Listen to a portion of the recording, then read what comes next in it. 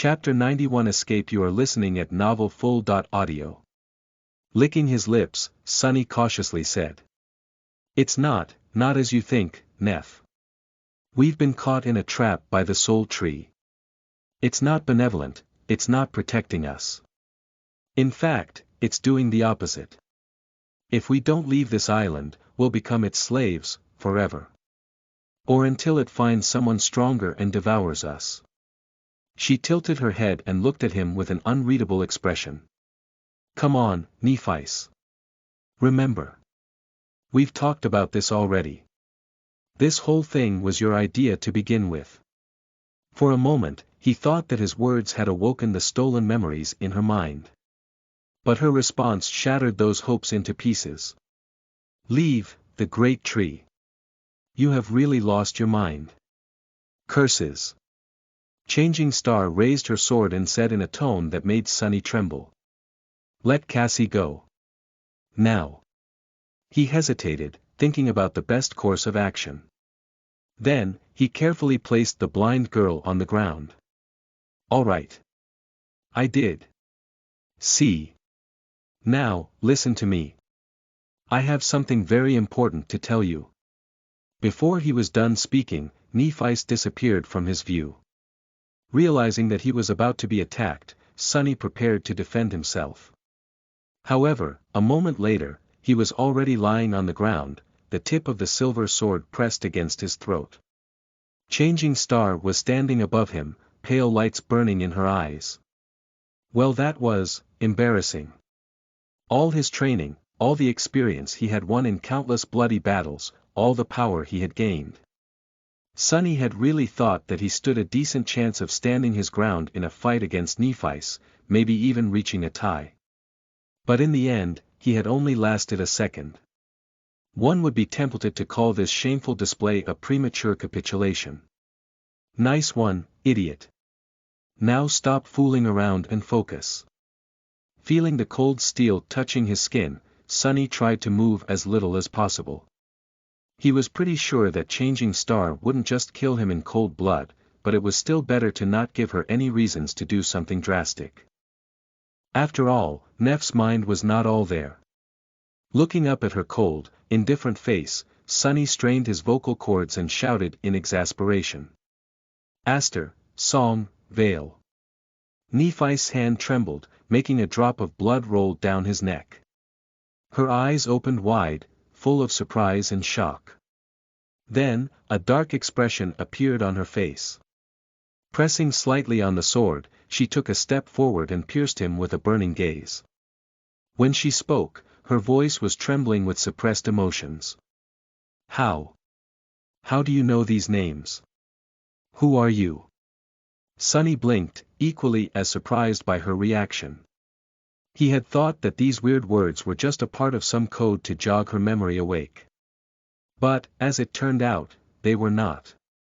Aster, Song, Vale, what the hell does it mean? What can make Nephis lose her cool? It has to be something important. Trying to stay as still as possible, he cautiously glanced at the blade of the sword and honestly answered. I didn't even know that these were names. It's just what you told me to tell you in case you forget what had to be done. You said if I tell you this, you'll listen to me. Nephis stared at him, a shadow of doubt appearing on her face for a split second. It was gone almost instantly, replaced by grim determination. Gritting her teeth, she snarled. Which domain do you belong to? Sunny had no clue what she wanted him to say. So, he just asked. What's a domain? She grinned, a maniacal glimmer appearing in her eyes. This was very unlike calm, composed Nephis. If Sunny didn't know better, he would think that a completely different person was standing in front of him. A person that was much more unpredictable and dangerous. Meanwhile, Neff said. Don't pretend to. Suddenly, she stumbled, then frowned. It seemed as though Sunny's question touched something in Changing Star's mind, causing a chain reaction. A few seconds passed, each turning her frown deeper. Slowly, the familiar poised calmness returned to her eyes. It didn't seem as though she had remembered everything, but, just as Nephi's had promised, it seemed enough to make her listen to what Sunny had to say. He understood it from the fact that she had finally removed the tip of the sword from this throat. She even helped him stand up. Looking at Sunny with a strange expression, she then said, "I really told you those words." Rubbing his slightly cut neck, he simply nodded. Bloodweave was already busy repairing the damage to his skin. Nephis looked down, then closed her eyes for a few moments. When she opened them again, they were full of resolve. "What do I need to do?" Sunny really wanted to ask her about the meaning of the 3 mysterious names, but decided against it. They had to hurry. Ask Cassie to summon her staff. Then get her into the boat. Dismissing her sword, Changing Star glanced at him for the last time and walked toward her friend. Somehow, Nephis had managed to talk Cassie into following her and boarding the ghastly vessel. She probably had to lie about a lot of things, but Sunny didn't want to ask, afraid that his flaw would ruin everything. Once the girls were inside the boat, he wrapped his tired body into the shadow and put his hands on the metal hull. Every part of his body seemed to hurt in its own unique way. His mind was utterly exhausted. "Come on, Sunny. One last push." With a crooked smile, he strained his muscles and pushed the boat toward black water. As the last light of dusk disappeared, submerging the world into absolute darkness, the boat built from the bones of a demon slipped from the ashen sand into the cold embrace of the dark sea. Following Sunny's instructions, Cassie aimed her staff and activated its enchantment, causing a strong gale to fill their modest sail. At first, the boat moved slowly, the mast creaking under pressure. But Changing Star's craftsmanship was meticulous and reliable. The demon's spine held, and little by little, the small vessel began to gain speed. Sunny sat at the stern, controlling the steering oar. In front of them, an endless expanse of black water stretched to the horizon, hiding indescribable horrors in its depths. Behind them, the terrifying soul-devouring tree was slowly growing smaller. Sunny stared at it, feeling a deep sense of regret grip his heart. He wished that he was powerful enough to destroy it. Leaving just like that, without exacting revenge on the ancient monster, filled him with anger. Well, at least he left it a present. Back at the ashen barrow, a candle was burning in a small alcove of stones that protected its flame from wind. Near the candle, a tall pile of dry, fallen leaves was towering over the alcove. It had taken Sunny a long time to gather that pile. He had scoured most of the island, hoping to make it as tall as possible. He had also mixed dry seaweed and the remaining fat of the carapace demon into the leaves. Some time later, the small candle was nearing the end of its life. Most of the wax had already melted, turning it even smaller.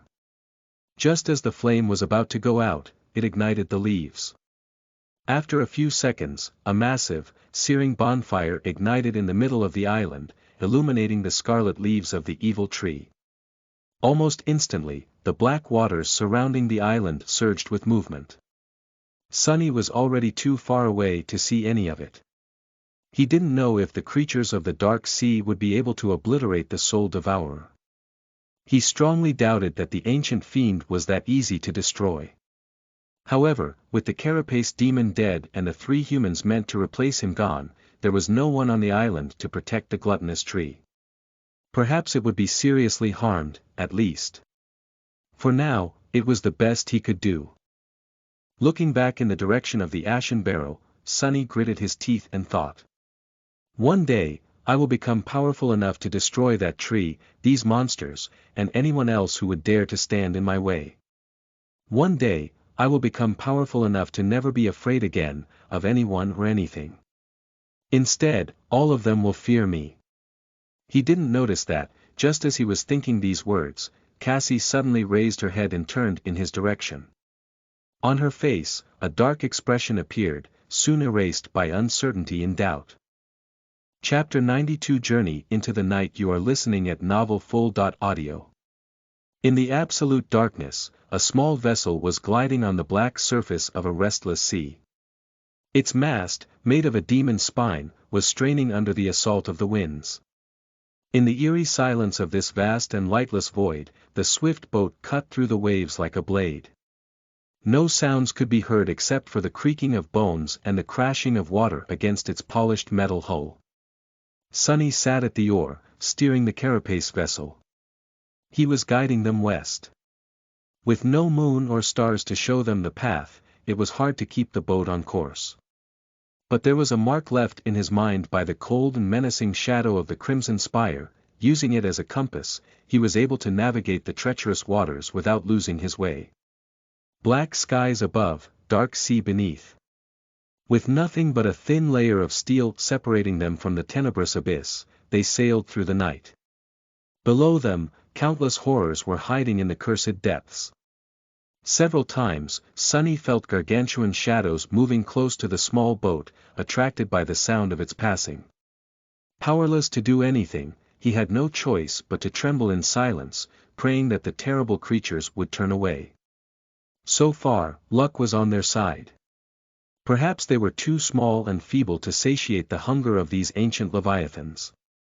A few hours after the start of the voyage, Sonny felt that the constant pull on his mind had begun to wane.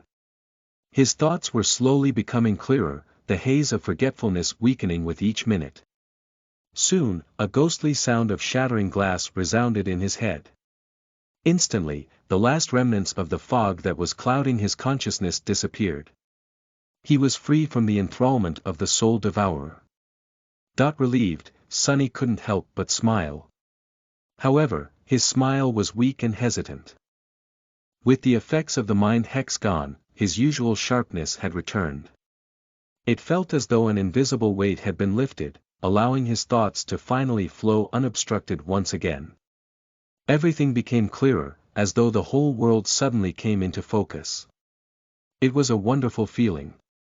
But with it came a better understanding of how terrifying and precarious their current situation was. They were quite literally balancing on the edge of a hungry abyss, their lives relying on nothing but capricious fortune. The decision to venture into the dark expanse of the cursed sea on a makeshift boat was pure insanity. But then again, there was nothing sane about the forgotten shore to begin with. In this desolate hell, the craziest choice was sometimes the best one you had. Gritting his teeth, Sonny held the oar and stared into the darkness. A few minutes later, Cassie suddenly shifted, making the boat gently sway. She handed the magical staff to Nephice and cautiously moved closer to Sonny, feeling her way through the darkness with her hands. Before Sonny could guess what was it that she wanted from him, he was suddenly caught in a tight embrace. The blind girl hid her face in his chest, hot tears streaming down her face. Sonny froze, stunned and having no idea what to do. He could feel Cassie's body pressed against him and shaking from crying, her hands tightly wrapped around his neck. While he was trying to comprehend the situation, she quietly whispered, "Thank you, thank you." Feeling extremely awkward, Sonny pretended to clear his throat. No need to thank me. If it wasn't for your warning, we would still be stuck on that island. So, we're even." Then, he raised his hand and awkwardly patted her on the back. Both of them were careful to keep their voices as quiet as possible, afraid that they will attract something from the black depths. Cassie silently cried for several minutes, then finally let go of him. Wiping her face, she pulled her body away and whispered, "I'm sorry." Her voice sounded a bit strange. Confused, Sonny raised his eyebrows. What is she apologizing for? I'm sorry too. For, grabbing you back then." She smiled and, wiping the last tear from her face, turned away to move back to the middle of the boat. Sonny was left alone once again. With nothing to do except for holding the steering oar, he let his thoughts wander. With his mind clear again, many things were worth revisiting. He had to distract himself from the eerie pressure of the endless dark emptiness somehow, anyway. Despite the fact that their experience with the Soul Devourer was nothing short of harrowing, Sonny had somehow managed to end up considerably better off on the other end of it. His haul this time was truly unbelievable. He had received an amazing new weapon, no less than 100 shadow fragments, and 2 new attributes. Spark of Divinity was a real improvement over its previous version. The ability to perceive the inner structure of memories alone opened a whole new horizon of possibilities. However, he was more interested in the mysterious blood weave. Somehow, Sunny felt that he had severely underestimated the uniqueness and importance of that attribute. Its origins, too, were covered in a veil of secrets. Who was that weaver whose ichor he had consumed? Who were the unknown that even the spell was reluctant to mention? What was their connection to the gods? Why were the type and rank of the initial memory he had received from the vile thieving bird spawn left empty? How was it even possible for a memory to give an awakened new attributes? That last question guided him to think of something else. Glancing up, he stared at Nephice and tried to recollect their conversation. Looking back, she had revealed a lot of things that he had failed to notice in the moment. First of all, Sunny now knew that Cassie's enchanted armor, which had been given to her by Changing Star, was an awakened memory of the 6th tier. That meant that it came from an awakened terror, a nightmare creature one class above Mountain King that he himself had killed in his first nightmare. The secret of how Changing Star had managed to earn her true name was now one step closer to being revealed. Chapter 93 Black Water. You are listening at NovelFull.audio. Apparently, as far as accomplishing the impossible went, Nephice had outdone even Sunny. An aspirant triumphing over an awakened tyrant was already unbelievable enough. But killing an awakened terror gave the word unbelievable a whole new meaning. No wonder her aspect ability is so versatile. Now, he was almost sure that Changing Star's aspect was of the divine rank, just like his. That would explain why she was able to both heal and destroy with her strange and formidable powers, a combination as rare as his own shadow control. What's the probability of 2 sleepers with divine aspects ending up so close to each other in the dream realm? Close to 0. It seemed like the unpredictable, fated, attribute had twisted the strings of fate once again. Sunny felt shivers running down his spine. His innate attribute was capable of bringing both terrible curses and incredible blessings. At first glance, their meeting with Nephice seemed like the latter. But, if it was truly the result of, fated, manipulating destiny, it could turn out to be the worst of calamities in the end. After all, one of the possible meanings of her true name was Star of Ruin. The fear he had felt in that short moment before crossing swords with Nephice was still fresh in Sunny's mind. And there were other things that she had revealed, too. She apparently knew something about the drop of ichor, being that she had called it a lineage memory without batting an eye. That suggested that Nephice knew much more about the spell than Sunny and the rest of the public did. It seemed as though there were secrets in the upper echelons of Awakened that they didn't want anyone else to know. The 3 mysterious names she had told him might have been another of these secrets. And that last word she used, asking which domain he belonged to. What were these domains? So many questions. Sunny spent many hours pondering them, as well as going over all the information about the Forgotten Shore he had gathered. The Carapace boat flew over the dark water, drawing closer and closer to the western horizon. Soon, he felt that the night was already drawing its last breaths. The light of hope ignited in Sunny's heart. However, this was when their luck had finally run out. The disaster came unexpected, violently throwing them into a void of confusion. This time, Sunny had not felt anything approaching the boat. The danger simply appeared out of nowhere, leaving him no time to react. 1 second, the black waters were calm and clear. The next, they were boiling with movement, grotesque tentacles rising from them and wrapping themselves around the hull of the boat. Sunny tried to jump to his feet, but at that moment, the whole vessel was violently jerked to the side. Falling, he heard the moans of metal being bent and torn apart. Then, salty water filled his mouth. Rising, he caught a glimpse of Nephice standing at the bow of the boat, her silver sword lashing out at the approaching tentacle. However, blinded by darkness, she failed to notice a different threat. Another tentacle twisted and coiled around her body. Then, without even a scream, she was gone, dragged into the dark depths, with no hope to return. All that remained was a long blade stuck helplessly in the bulbous flesh of the massive tentacle. Sunny's eyes widened in disbelief. No, no, no, this can't be happening. The hull of the carapace vessel was then crushed and torn into pieces, throwing him into the cold, black water. For a moment, Sunny was stunned by the coldness. Then, wrapping the shadow around his body, he swam up, trying to reach the surface.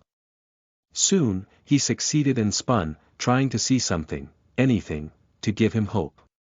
But there was nothing around, only undulating waves and twisting tentacles. Except for. Far in the distance, Sunny noticed an unclear shape rising above the water. He strained his eyes, trying to discern its nature. Then, his heart skipped a beat. A few hundred meters away, a giant stone hand towered above the surface of the sea, its palm opened as though trying to embrace the sky. It was slender and delicate, carved by the unknown sculptor with almost inhuman skill. If Sunny didn't know better, he would have thought that the hand belonged to a living, breathing being. But all of this didn't matter right now. All that mattered was that he had a chance to survive. Straining every muscle in his body, Sunny dodged a twisting tentacle and swam toward the hand, moving as fast as he could. But then, he suddenly stopped. And looked back. Misshapen pieces of metal and bone, all that remained of their boat, were floating on the surface of the dark sea. He had seen Neff being pulled under the water by the tentacles of the unknown creature, but Cassie, clad in her enchanted attention-repelling tunic, had a chance to escape. He couldn't just leave without at least trying to find her. Or can I? A dark thought appeared in Sunny's mind. After all, his own survival was the only thing that really mattered. Everything else was just a distraction. Why don't you think about yourself for a second? Are you really going to risk your precious life on the off chance that this helpless girl is still alive? He hesitated. Admit it, she is nothing but a burden. You always knew that one day she was going to drag you down. Yes, he did. But what? You're going to die, fool. Turn around and flee, now. Why was he even hesitating? This was his chance to escape. His only chance, perhaps. He had to survive. Feeling an almost unbearable feeling of regret filling his chest, Sunny slowly inhaled. Then, he gritted his teeth and dove down, heading back to the spot where their boat had been destroyed. What are you doing? Have you lost your mind? He couldn't see in the black water, but his shadow sense was still somewhat effective. He had a chance to feel Cassie's presence, at least if she wasn't already dead and dragged to the bottom of this cursed abyss. You fool! How is she worth it? Why are you doing this? Grimacing, he forced his annoying inner voice to shut up. In his mind, the answer was clear. Because I want to. Chapter 94 Battle in the Depths. You are listening at NovelFull.audio. Because he wanted to. For once, Sunny's heart wasn't full of fear and despair. Instead, it was filled with defiant indignation. He was tired of bending under the pressure of the world, furtively clutching to the tiniest glimmers of hope, always afraid, always willing to do anything, abandon anything, just to survive for another day. It wasn't enough anymore. He wanted to make the world bend to his wishes instead. He wanted to live like a human being instead of an animal. In these past months, Sunny had changed without even noticing. Somehow, he had grown unsatisfied with his previous way of life, one where his sole goal of survival at all cost overshadowed everything else. Whether he lives or dies had always been the only thing that mattered. But now, how he lived mattered more. What was the point of having no master if he lived like a slave? Gritting his teeth, Sunny dove into the dark abyss. The cold water embraced him like a burial shroud. He couldn't see in this cursed blackness, relying only on his shadow sense for guidance. Salt sipped into the bite marks on his hands and the cut on his neck, making them burn. Not paying the agony any attention, Sonny used his considerable strength to propel himself deeper and deeper into the darkness. He could feel the giant tentacles moving in the water around him, pulling the pieces of the carapace boat into the gargantuan maw that was hiding somewhere far below. Once or twice, he had to desperately twist his body to avoid being touched by one of them.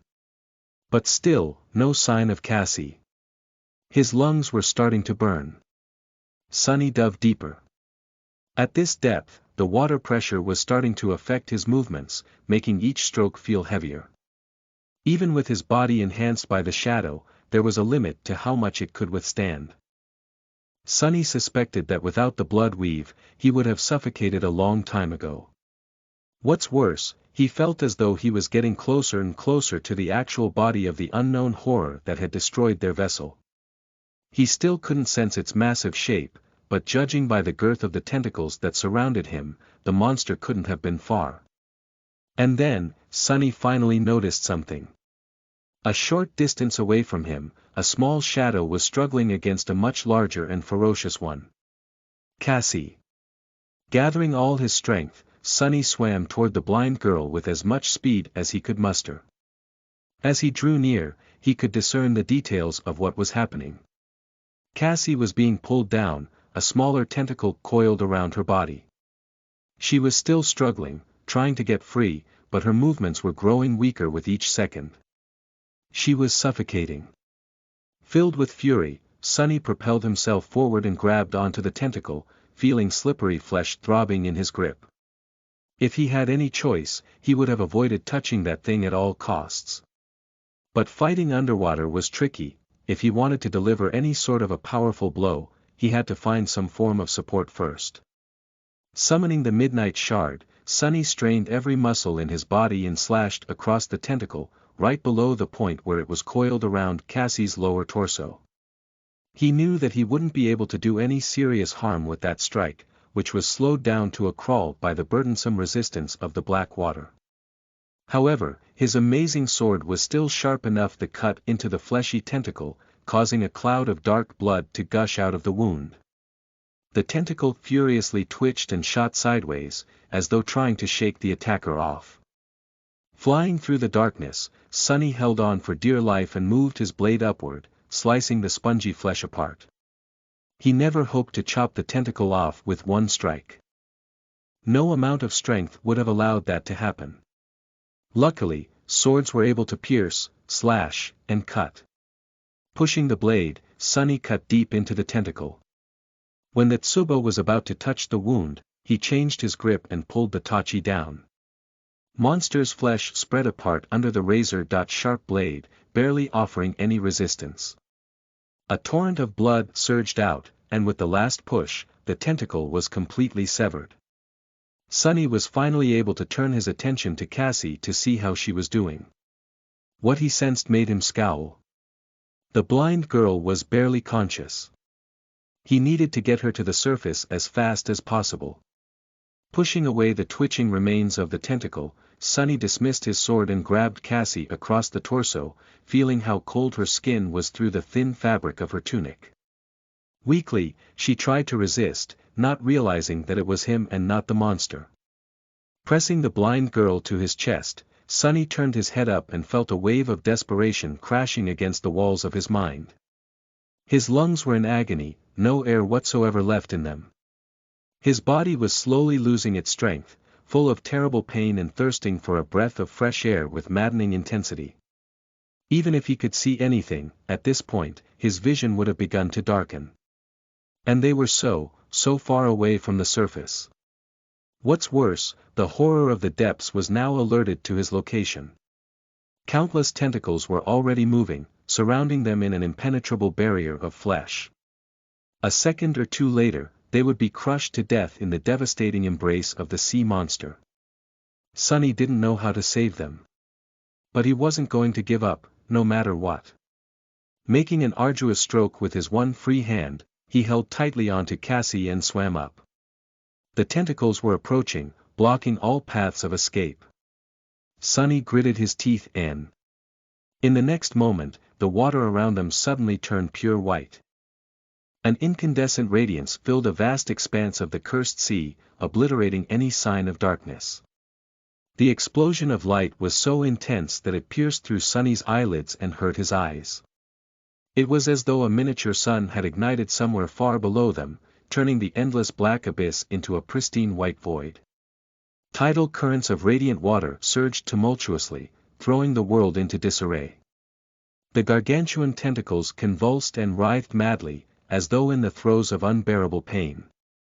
The unbreakable barrier of flesh fell apart.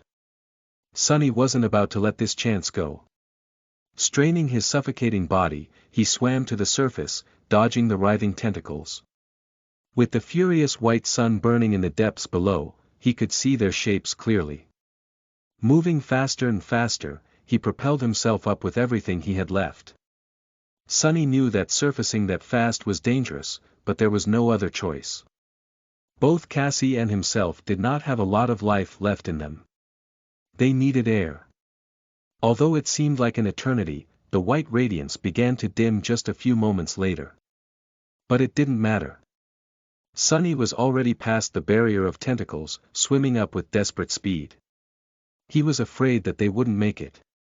His consciousness was already beginning to wane, slowly slipping into the cold clutches of empty nothingness. Even knowing that there was nothing but water around, he was still overwhelmed by the suicidal desire to open his mouth and inhale as deeply as he could. His muscles were spasming, devoid of oxygen for too long. And then, finally, Sunny's head broke the surface. Blinded by pain, he drew in a gasping breath and coughed uncontrollably. Held tightly in his arms, Cassie was doing the same. Her chest was ruggedly moving up and down, sucking in the sweet ambrosia of air. Sunny never knew how precious it was before, not even while being slowly poisoned by the harmful, polluted air of the outskirts. They made it. Trying to compose himself, Sunny looked around. The last remnants of the white radiance were long gone, erased as if they had never existed. The world was once again consumed by absolute darkness. However, far away in the east, the first light of dawn was about to shine from beyond the horizon. Catching the glimpse of the giant stone hand, Sunny gripped Cassie's shoulders and swam in that direction. Chapter 95 Starlight. You are listening at NovelFull.audio. Sunny felt that he was at the end of his rope. He had put himself through too much abuse during these last few days. Now, it was hard to even remember when was the last time he had slept. A day before climbing the soul-devouring tree in search of a special fruit, perhaps. Since then, he had lived through the harrowing torture of the Bloodweave transformation, spent countless hours on the verge of mental collapse to resist the effects of the enthrallment, mangled his hands to stay lucid, guided the boat through the terrors of the dark sea in absolute darkness, saw it being destroyed by the horrid dweller of the deep, and gave battle to that monster in the cold black depths, almost drowning as the result. His body and mind were on the brink of shutting off. Despite that, Sunny stubbornly continued to swim, bringing himself and Cassie closer and closer to the giant stone hand that was rising from the water, as though trying to embrace the skies.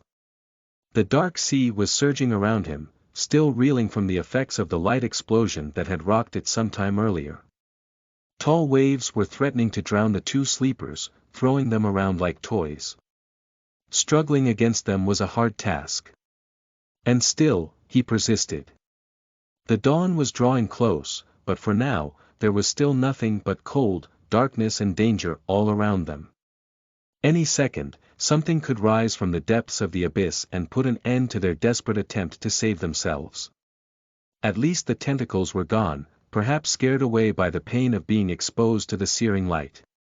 By some miracle, Sunny eventually managed to reach the stone hand. Hoisting Cassie up, he helped her climb on the dark rocks and followed closely behind. Soon, they reached the open palm of the hand and crawled to its center, then fell down, utterly spent and exhausted. For a long time, neither of them was able to talk. All Sunny could do was lay motionless, draw in raspy breaths, and try to stay awake. His mind was empty of thoughts. That was fine, because he didn't want to think. If he did, He would be forced to remember what had happened to. Shut up. What was the point of remembering? He couldn't change anything. The sound of the black water crashing against the base of the giant hand reminded him that the night was still not over. Opening his eyes, Sonny tried to understand their current circumstances. Their shelter was slightly raised above the waves, the base of the giant thumb almost touching the surface of the dark sea. The palm was not very spacious, roughly half the size of the circular platform that had saved his life on his first day on the forgotten shore. It was angled upward, creating a slight slope. The fingers were higher above waves and wide enough to accommodate a person, but they were bent upward toward the sky, making them less suitable to serve as a refuge. We need to get further away from the water. With that thought, Sonny tiredly stood up and bent down to touch Cassie's shoulder. Cassie. Stand up. We have to move higher. His voice sounded hollow and brittle. The blind girl flinched and raised her head, her skin deathly pale. Sonny, he nodded. Yeah. It's me. She was still in shock. Sonny could see that Cassie's mind was not all there yet, so he gently pulled her to her feet. Come on, let's go. It's just a few meters. She lingered. What happened? I heard a sound, and then something was pulling me down. He gritted his teeth and tried to keep his tone even. We were attacked by a sea monster. The boat was destroyed. I dove down and managed to find you, then swam to this pile of stones. It's not very high above the water, so. Cassie wavered. Where's? Sonny hurried to interrupt her, unwilling to answer the next question. Come, follow me. We can rest when we're higher. Gently guiding the blind girl, Sonny climbed to the base of the giant hand's index finger, which was the highest point they could reach without climbing the fingers themselves. Sitting down on the cold stone, he rested his back against the giant phalanx and stared at the restless surface of the dark sea. His eyes were cold and empty. Cassie was silent by his side. Her pale face was contorted, as though she simultaneously wanted to ask the question and dreaded the answer. Finally, gathering her courage, the blind girl whispered, her trembling voice barely audible. Sonny. Where is Neff? He stayed silent, not willing to speak the words out loud. Stupidly, he felt that if he spoke them, they would become the truth. But if he didn't, there was still a possibility that they were a lie. I'm not answering. A few moments later, the familiar pressure appeared in his mind. The pressure grew and grew, making his head spin. I'm not. Then, the piercing pain came. Sonny stubbornly endured it. He lasted for much longer than he had ever done before, keeping his mouth shut until hot tears rolled from his eyes, his whole body shaking from the terrible suffering. But eventually, he was still forced to say those bitter words. She's G. Before he could finish, a subtle sound attracted his attention. It came from below, from the edges of the restless dark waves. Sonny's heart skipped a beat. Out there at the base of the giant thumb, where the cursed sea was almost touching its stone surface, a pale white hand appeared from the black water and grabbed onto the rocks. Then, a tall figure slowly pulled itself onto the open palm of the stone giantess. His eyes widened. Feeling that something was wrong, Cassie turned her head and asked. Sonny. What is it? He trembled and whispered, gripped with sorrow. It's Nephis. An uncertain smile appeared on the blind girl's face. Neff. She is all right. Sonny found himself unable to answer. No, Nephis was not all right. In fact, he didn't know how she was even alive. The Starlight Legion armor was shattered and torn, revealing the mutilated flesh beneath. There was a horrifying gaping wound on Changing Star's torso, looking as though almost half of her right side was missing. Sonny could see the sharp shards of broken ribs, the rivers of blood streaming down her legs, and the mangled mess of viscera spilling over the edges of the wound. He wanted to close his eyes. Another large chunk of flesh was missing from her thigh, exposing the shredded remnants of muscle and the white surface of the femur, cracked and barely holding together. Her right arm was severely damaged, too. In fact, it was almost torn off, hanging only by a narrow strip of skin and a few tendons, like that of a mistreated, broken marionette. Even her face was not spared. One of Neff's eyes was gone, its socket crushed and shattered, the skin of her cheek was shaved off as though by sandpaper, leaving behind a mangled mess of bleeding flesh and broken teeth. The sight of her was harrowing and heartbreaking. It was apparent that Changing Star was about to die. "Sonny. Why are you not answering?" He glanced at Cassie and bit his lip, trying once again to suppress the answer that was fighting its way out. Something sharp and hot was stabbing at his heart, making his vision blurry. Meanwhile, Nephi staggered and blindly stepped forward. Her legs buckled, and she heavily fell to her knees, splattering blood all over the cold surface of the stone. A terrible moan escaped from her lips as her cracked femur finally shattered, bone piercing through muscle and skin. Sonny felt as though he was thrown into his worst nightmare. He wanted to scream, but his voice was gone. A deep, almost physical pain was tearing him from inside. He didn't want to be here. He didn't want to see this. And yet, he couldn't look away. That's why he noticed instantly when two white flames ignited in Neff's eyes. The radiance grew brighter and brighter, spilling from her eyes, her mouth, the gaping wounds in her body. It was as though there was a flaming star burning in the place where her heart should have been, as though she was nothing but white flame hidden behind a thin layer of human skin. The incandescent radiance filled Changing Star's blood, turning it into streams of liquid white fire.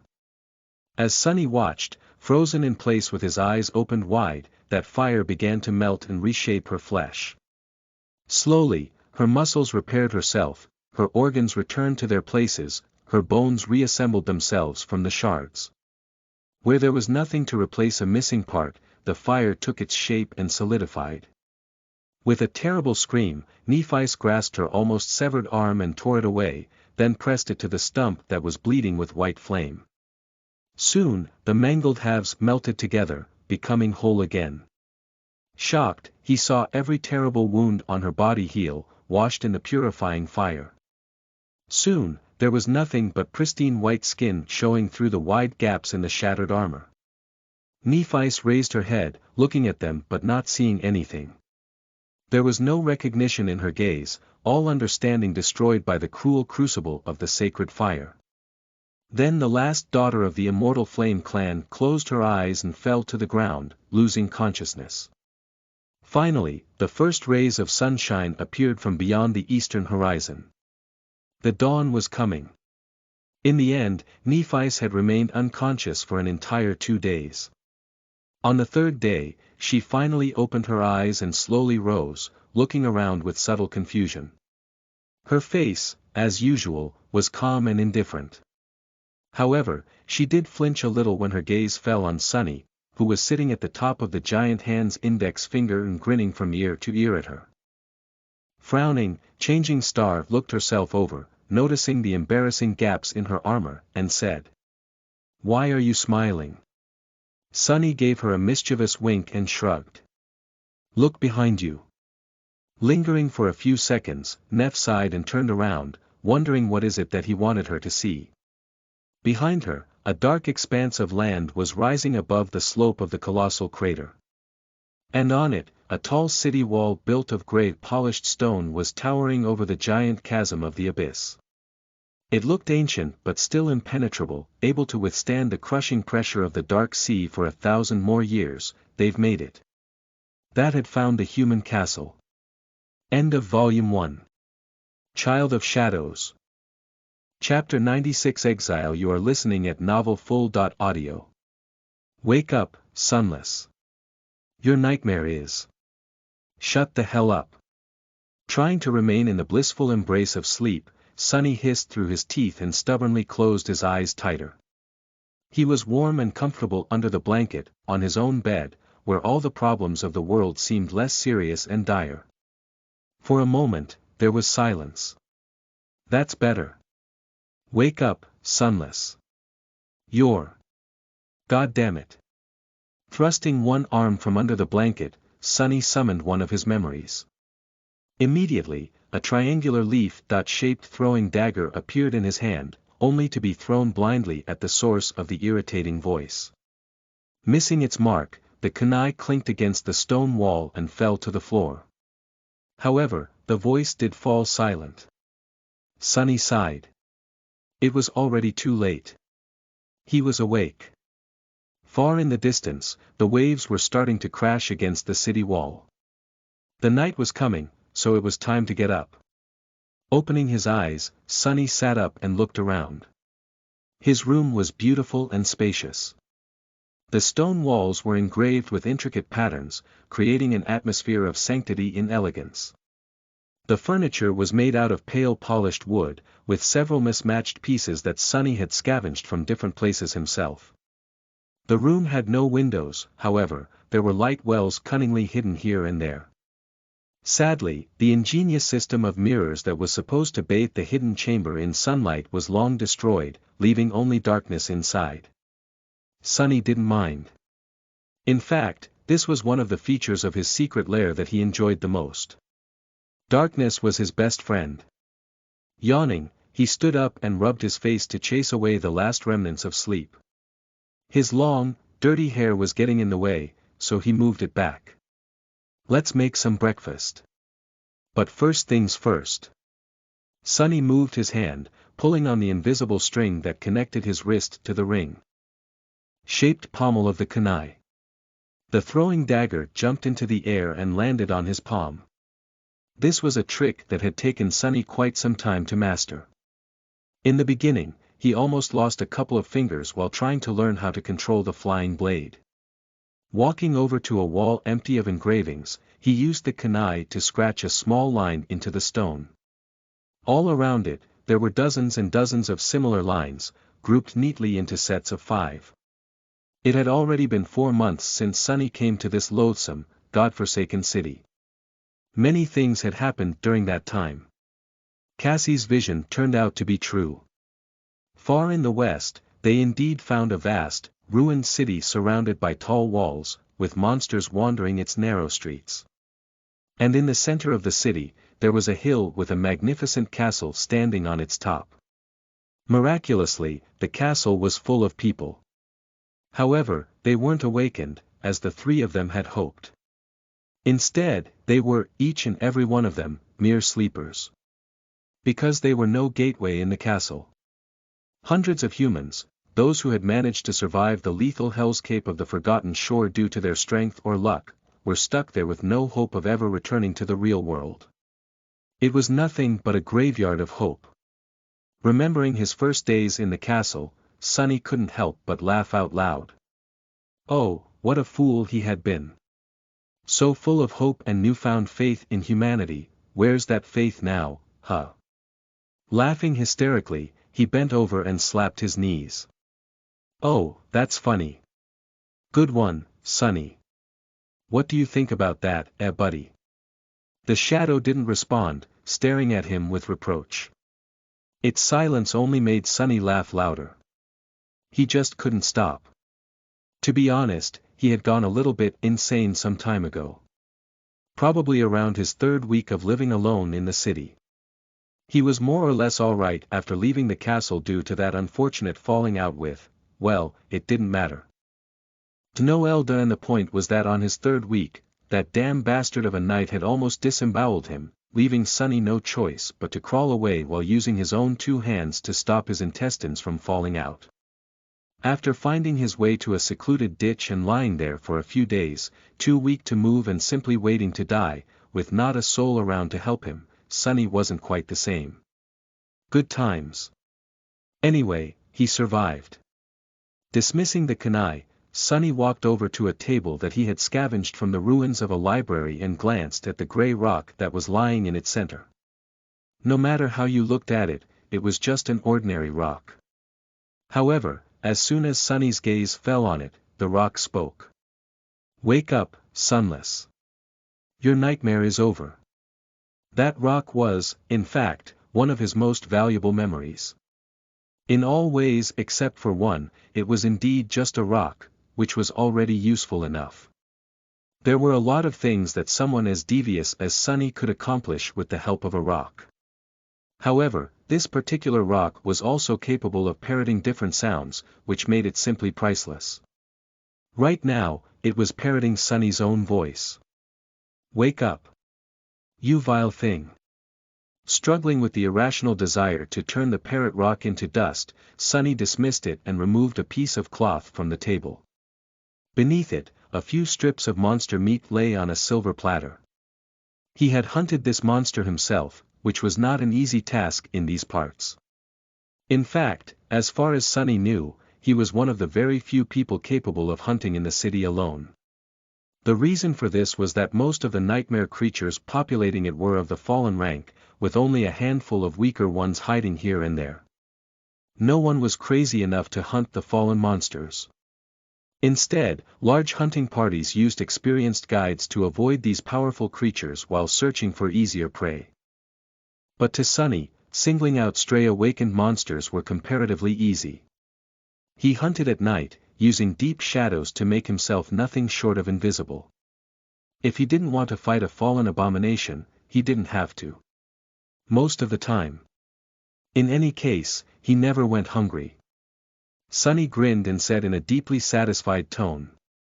"Ah, life is good." Chapter 97 Hunter's Dream. You are listening at NovelFull.audio. Chapter 97 Hunter's Dream. Life, indeed, was good. In fact, Sunny would even go so far as to say that, currently, it was wonderful. One would expect that being stuck in a cursed city located in the middle of an actual hell, surrounded by nothing but ruins and horrifying monsters, was not really the best way to live your life. But to him, this was somewhat of a paradise. To his surprise, Sunny had found out that this type of existence suited him pretty well.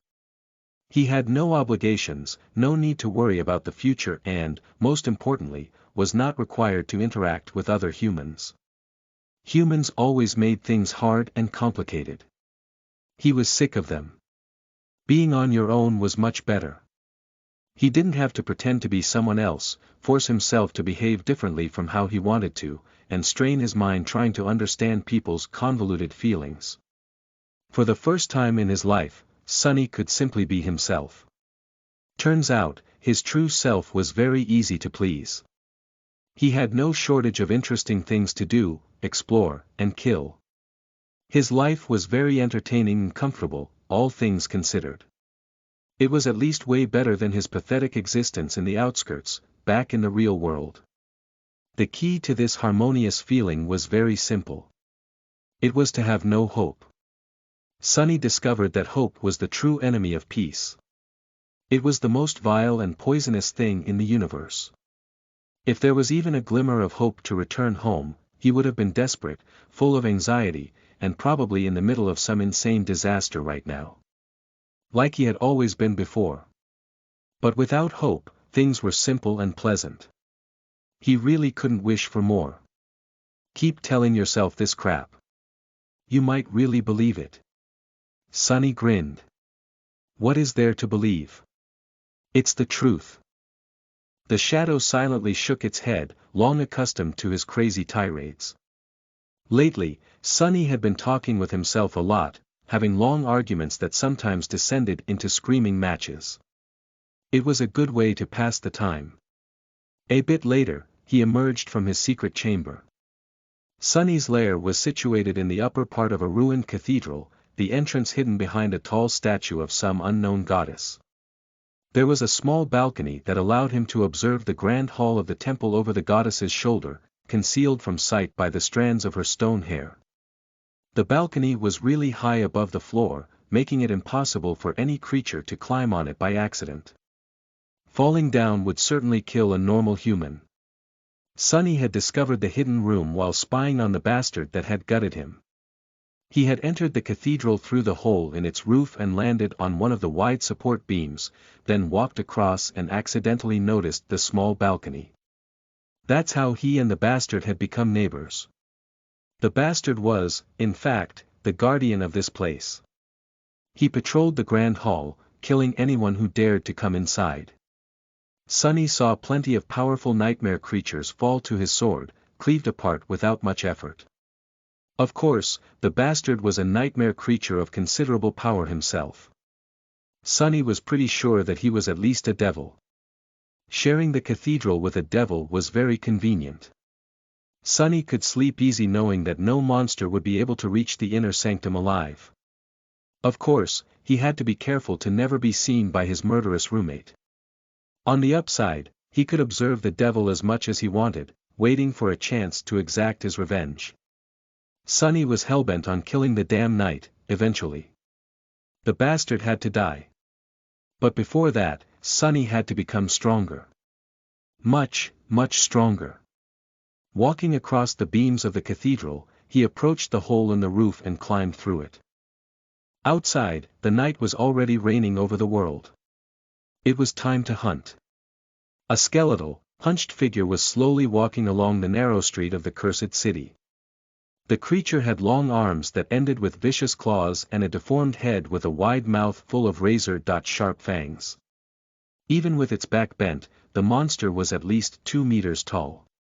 It was dressed in a torn shroud that was once white, but had long ago turned brown from the dried blood.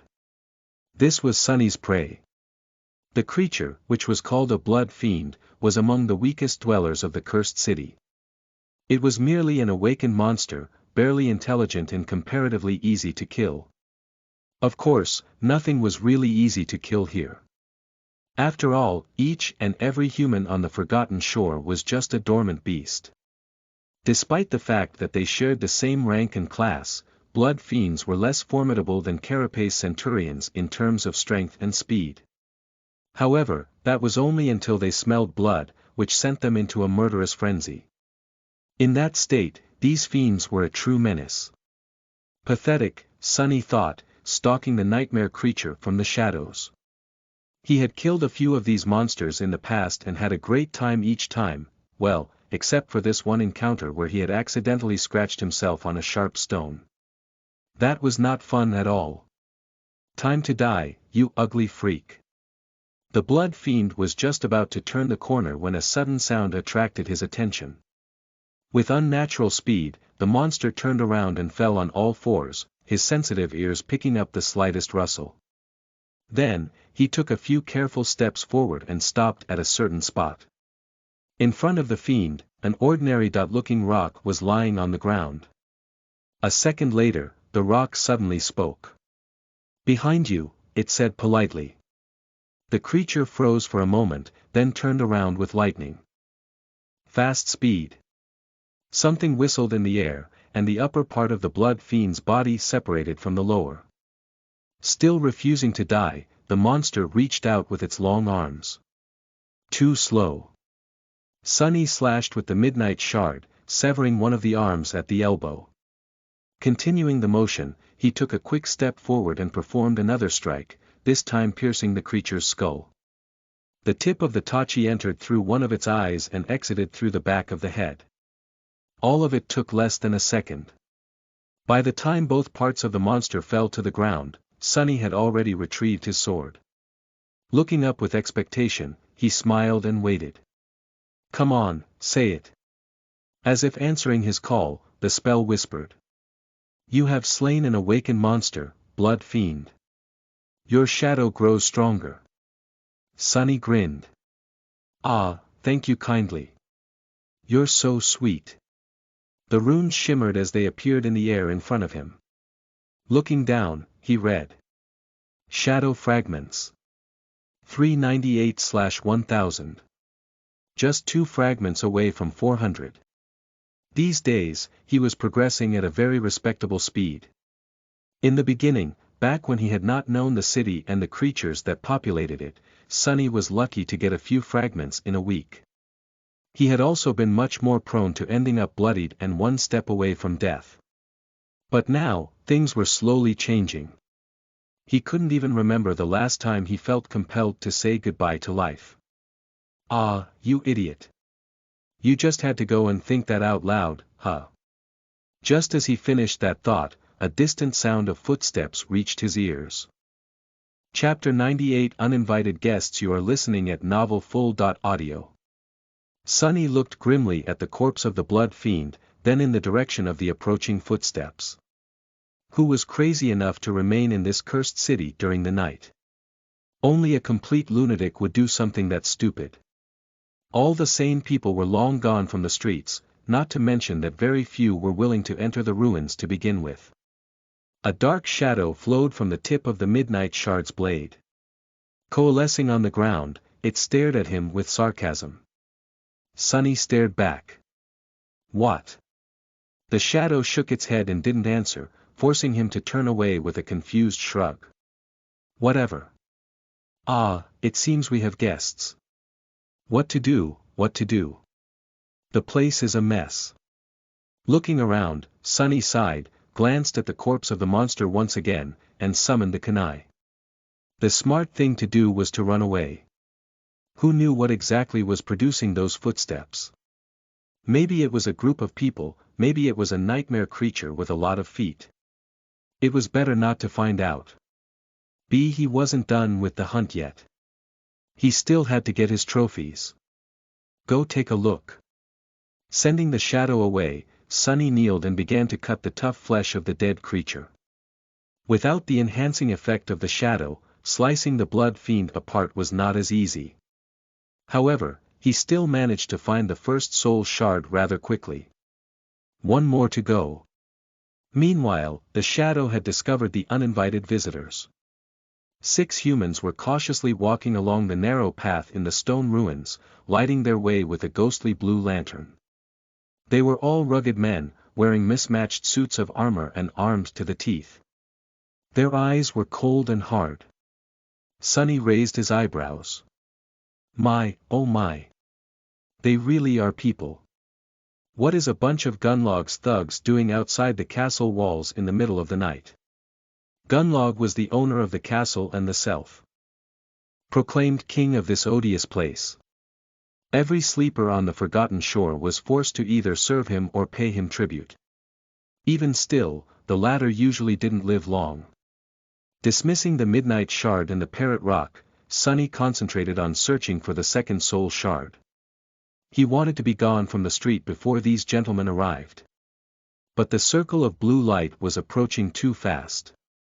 Finally catching a glimpse of the glowing crystal, Sunny grabbed it and hurriedly hid it in his armor. Then he dropped the kunai on the ground and took several steps back. But it was too late. They had already seen him. Be careful. There's a monster. As Sunny was backing away, several weapons were aimed in his direction. Feeling that things were about to get out of control, he cleared his throat and said in a trembling voice. Oh. Please don't hurt me. I'm a human. Saying this, he mentally looked himself over. With his ghostly pale skin and dirty hair, his ragged armor covered in layers of dried and fresh blood, Sunny was indeed easy to mistake for a nightmare creature. He wasn't really paying much attention to personal hygiene and appearances these days. Hopefully, speaking in a human language would prove his identity. Raising his hands to show that he wasn't armed, Sunny took another step back. The 6 sleepers were really surprised to see another human this far away from the walls of the castle, especially at night. Using their momentary confusion, he cautiously moved even further away. Don't move. Finally able to comprehend the situation, one of the castle inhabitants hissed a threatening command.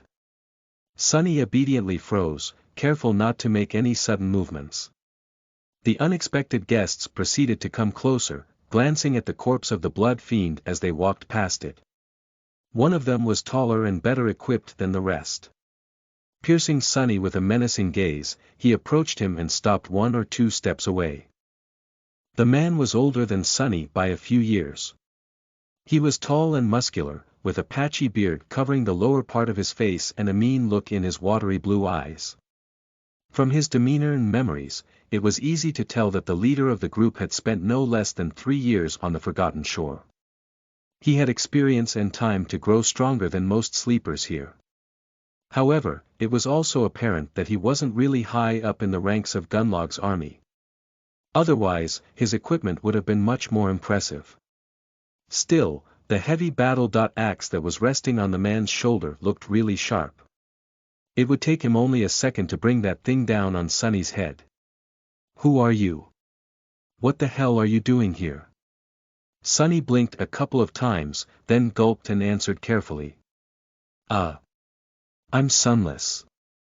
I live here." The leader of the hunting party, if that what it was, narrowed his eyes. "What, live here? Do you take me a fool, boy? No one can survive in the city." The other sleepers were of the same opinion, except for one, who looked at Sonny with doubt. Frowning, he took a step forward and said in an uncertain tone. "Wait, Chief. He might be telling truth. I heard that there's a crazy kid who lives in the ruins alone." The taller man scowled. "How is that possible?" His subordinate glanced at Sonny and shrugged. "From what I heard, his aspect allows the boy to hide in the shadows really well. I guess he crawls around like a rat and picks up the leftovers after the monsters are done eating. I don't really know, but someone was talking about him back in the castle. I thought they were just telling tales." Sonny frowned. Crazy, boy, rat, why did everyone feel compelled to call him names? Meanwhile, the helpful sleeper thought for a bit and added. "I think he came into town with that bitch, Changing Star." Sonny's frown turned into a scowl. Looking down, he whispered to his shadow. "These guys are really very rude, don't you think?" Of course, his whisper was easily heard by everyone around. The sleepers stared at him in confusion. Sonny tilted his head a little and opened his eyes wide, as if shocked by something. "What? You think I should kill them all? I mean, isn't it a little bit over the top? I should give them a chance to apologize, at least." The leader of the hunting party took a step forward and said in a low, growling voice. "What are you mumbling about, rat?" Sonny looked at him with scorn and dissatisfaction. "Hey, I was talking to my buddy. Can you please not interrupt?" A wide, dangerous smile appeared on the tall man's face. With a sigh, Sonny turned to him and said. "All right, if you insist. You guys have offended my dearest friend, Nephis of the Immortal Flame Clan. She and I are very, very close. So I'll give you one chance to apologize for calling her a, well, you know. If you don't, say goodbye to your lives." The older man stared at him for several seconds, then suddenly raised his head and laughed. "Oh, that's a good one. Have you heard, guys? This tiny weasel will give us a chance. How generous. Should we be generous too, huh? What do you say? The boy is sick in the head, after all." The other 5 sleepers were not sharing his enthusiasm. One of them smiled darkly and said. "No, Chief. I think we should just kill him. Put the poor fool out of his misery, you know." The sleeper that had collaborated Sonny's story before, meanwhile, was frowning again. "Wait, guys, he's one of Changing Star's people, remember? The original group, I mean. They had survived 2 entire months in the labyrinth on their own. We shouldn't underestimate Th." However, the leader interrupted him with a contemptuous scoff. "I heard that Saint Nephis carried 2 useless sacks of shit on her back all the way to the castle. The bitch is fond of taking care of weaklings, right? That delicious little friend of hers is blind, for God's sake. I'm sure that this one is no better." Then, he turned to Sonny and grinned. "I tell you what, rat. Give us all your memories, and we'll be generous enough to let you live." If an awakened died, their memories disappeared with them. The only way to get the memories was to make the owner transfer them of their own free will. However, whether or not that will was affected by coercion or torture didn't really matter. At least not to people like these. Sonny blinked. "So you're not going to apologize?" The tall man grinned. "I think not." Sonny sighed. "Oh well. So you want my memories, eh? I have a few. Let me think, how about this one? Lowering one hand, he summoned the parrot rock. It immediately appeared on his palm, looking as boring and ordinary as always. The leader of the hunting party frowned, not taking his eyes away from Sonny's face. Despite his crude exterior, he was paranoid and careful. Years of experience had taught him to never lower his guard. A moment later, the rock spoke. Behind you. That was the most basic of tricks. The tall man grinned, still looking Sonny in the eyes. Do you really think that I would fall for? However, before he was done talking, the blade of the kunai hit him from behind, penetrating the back of the man's skull and killing him on the spot. Chapter 99 Pursuit. You are listening at NovelFull.audio. Sonny had dropped the throwing dagger near the monster's body in advance and then took all those steps back to make this exact situation possible. As soon as the parrot rock spoke, he pulled on the invisible string, sending the kunai flying back in his direction. The tall bastard didn't just happen to be in its path, either. You have slain, the leader of the hunting party really should have listened to that rock. Shadow grows stronger. Before the sleepers even had time to react, Sonny was already moving. The shadow had been wrapped around his body a long time ago, making him that much faster. Summoning the midnight shard, he fluidly slashed at the nearest enemy, severing the man's arm at the elbow. The blade struck right between the vambrace and the cooter of his enchanted plate armor. To Sonny, these people were slow and clumsy, their power level and technique severely lacking. He had already been more experienced than them after the harrowing journey through the Crimson Labyrinth, learning how to wield the sword in combat from Changing Star herself. The 3 months he had spent hunting and surviving alone in the cursed city only made the gap that much wider. Despite looking like easy prey, Sonny was anything but. However, he wasn't foolish enough to challenge all 5 of them. People might have been weaker than nightmare creatures, but what made them really dangerous was their unpredictability. Each aspect was unique, arming humans with a formidable arsenal of inexplicable abilities. Facing something you couldn't understand was the surest way to end up dead. With his advantage of surprise gone, Sonny decided that it was time to retreat. Turning around, he jumped out of the circle of light and ran. It was really hard to pursue someone who could see in the dark on these narrow streets, so there was a real chance of escaping unscathed. However, the kunai was still attached to Sonny's wrist. Sliding out of the dead leader's skull, it fell to the ground and clinked loudly against the stones, then jumped a few meters away and hit the pavement again, creating more noise. Get the bastard. He killed the chief. Following the sound of metal striking against stone, the sleepers lunged forward, following in Sonny's footsteps. What a persistent bunch. Even the guy who had lost his arm was on his heels, either having a way to stop the bleeding or simply unwilling to let the attacker escape even if it cost him his own life. This part of the city was Sonny's hunting ground. He knew every nook and cranny of these streets like his own 5 fingers. Honestly, he was unsure what these guys were even thinking. If it wasn't for him carefully choosing the path, they would have ended up disturbing some terrifying fallen creature and becoming its dinner a long time ago. Something wasn't quite right here. Gunlog's people might have been thugs, but they were experienced and accomplished hunters. They feared the city and knew how to behave while outside the castle walls. Otherwise, all of them would have been dead a long time ago. Come to think of that, it was extremely rare to see them going anywhere near the city at night. Were these fools even real hunters? If not, what were they up to? Sonny briefly considered leaving one of them alive to interrogate later, but then decided against it. To be honest, he wasn't really curious. Human business had long ago lost its allure in his eyes. He had much more interesting things to do. Finally reaching his goal, Sonny lingered on the steps, pretending to be in a panic.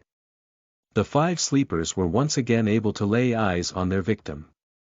The scrawny kid was hesitating in front of the entrance to a large ruined building, fear clearly written on his dirty, pale face. It seemed as though he didn't know where to go, afraid to run into a dead end. Noticing them, he flinched and dove into the building with desperation in his eyes. "You have nowhere to run now, rat," hissed the man who had lost his hand to Sonny's blade. Full of killing intent, the sleepers followed the crazy young man into the building. However, once they got inside, they saw no sign of the scared kid. The only thing they saw was a simple rock lying on the floor. As the one-armed man belatedly realized that something was wrong, the rock said in an ominous tone, "Say goodbye to your lives."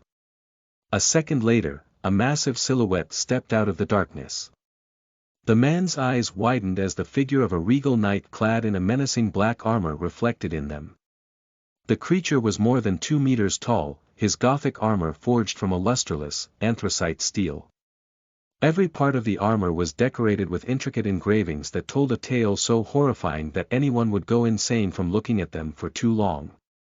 The helmet of the Black Knight was crowned with curved horns that might have been wings once. In the narrow fissure of his visor, 2 ghastly red flames were burning with indescribable menace. Before the sleeper had time to react, a heavy black blade fell from above, effortlessly severing his body from head to groin, cutting through flesh, bone and armor with similar ease. A torrent of blood surged to the floor. Climbing onto one of the supporting beams of the ruined cathedral, Sonny sat down and looked at the slaughter that was happening below. "Ha! The bastard is in a really bad mood today. Well, have fun." Some time later, as the echoes of screams began to fade away, he sighed and counted the corpses lying on the distant floor. It was hard to count, because most of them were in pieces. Making sure that not one of the pursuers got away alive, Sonny frowned and shook his head. 6 people, their disappearance won't go unnoticed. Especially if they were really up to no good. Ha! Why do I feel like I had just gotten myself in trouble? Chapter 100 Clear Conscience. You are listening at NovelFull.audio. The Black Knight remained motionless for several minutes, silently observing the corpses of his enemies. Drops of blood fell from the blade of his fearsome greatsword, gathering into a puddle beneath his feet. The thoughts of the cruel creature were a mystery.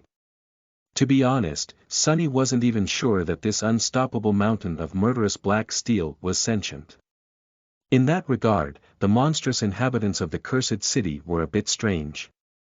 Usually, nightmare creatures of higher classes possessed a perverse form of intelligence, which was often comparable to that of humans, and sometimes even surpassed it. However, that rule did not apply to every monster in this eerie place. From Sonny's observations, the dwellers of the ruined city could be roughly divided into 2 groups. The first group consisted of various creatures that came here from outside the wall, be it from the labyrinth or from the depths of the dark sea. These abominable things more or less followed the unnatural laws of the spell that every awakened was familiar with. The second group was different. These creatures, he suspected, were either created from the remains of the ancient residents of the city or, creepily, had actually been them once. The wraiths, as he called them, were much more unfathomable and dangerous. Their powers and behavior refused to abide by any sort of sense or logic. The Black Knight was one of these sinister revenants. That's why Sonny had trouble predicting his actions. Most of the time, the regal devil was content simply patrolling the grand hall of the ruined cathedral and killing anything that dared to come inside. Just like he had killed those poor fools. With a sigh, Sonny lay down on top of the support beam and, not paying any attention to the deadly height of his improvised resting spot, closed his eyes. He wanted to take a breath before continuing with his nightly errands. Soon, the sound of heavy footsteps informed him that the bastard had resumed his never-ending patrol. Good riddance. Despite the fact that nothing was disturbing his peace anymore, Sonny still felt strangely restless. His inner voice was in the mood to chat. Sonny.